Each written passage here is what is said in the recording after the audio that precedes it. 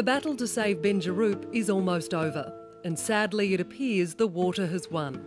Kids are finding it pretty hard. The tile's over there at the moment, and we've got a couple other kids coming later, and I know they're just going to be very upset. The little, smaller kids are just, they don't know what's going on at the moment, and they just want to get home, so it's going to be a while.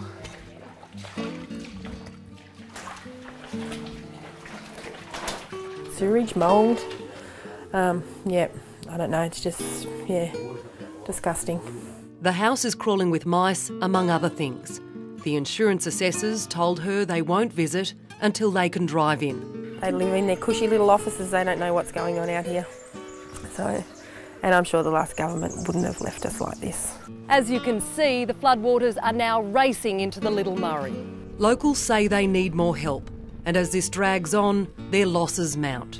I saw concrete troughs floating. There's one for the records. Never saw a concrete trough float before. Well, I did this time.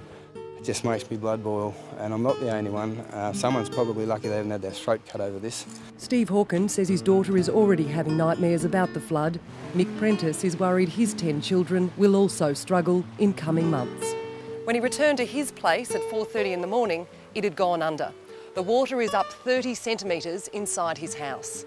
He says the state and federal governments must do more. He desperately needs about a dozen pumps in here.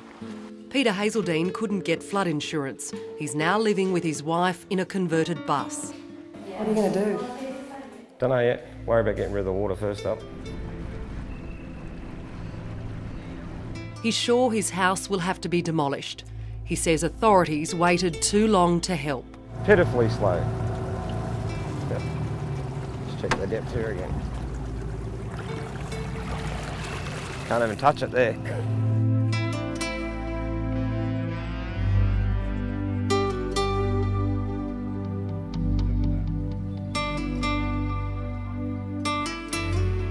$50 acres went under. We pumped around the house now though. We seem to have a mice problem at the moment because nobody's been living here. Now we've got to live in a caravan.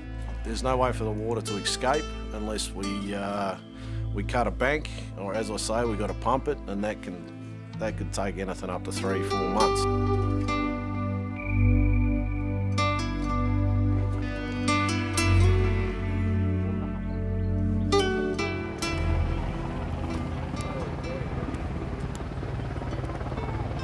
Prince William's next stop was Benjeroop, the little town with the iconic hall. 2 months on from the floods, it's still a mess. Brad and Leonie Wren's dairy farm went completely under. We caught up with the quietly spoken farmer in January when he was contemplating walking off the land. Bit of a buzz for the day, I suppose. It's, yeah, lifts your spirit a little bit. Someone's come here and shown a bit of interest in what's happened to us. At the end of the meeting, Brett Boyd got up, the local CFA captain. He urged people to check on their neighbours, give them a sandwich or the tennis scores. And just go, pat them on the shoulder and say Rafter won the tennis or whatever, and I think that's the best we can do. Some light relief in terrible times, especially around Benjeroop.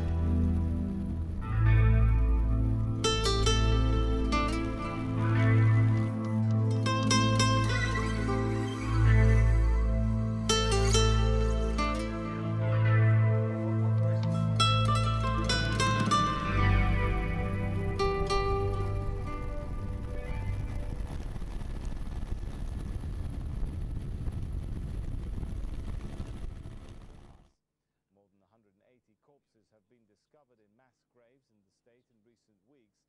Mexico's Attorney General says a drug cartel is behind the killings. Forest fires have destroyed large parts of Belgium's biggest nature reserve. Firefighters have put out the main blaze, but the weather remains dry and fire brigades are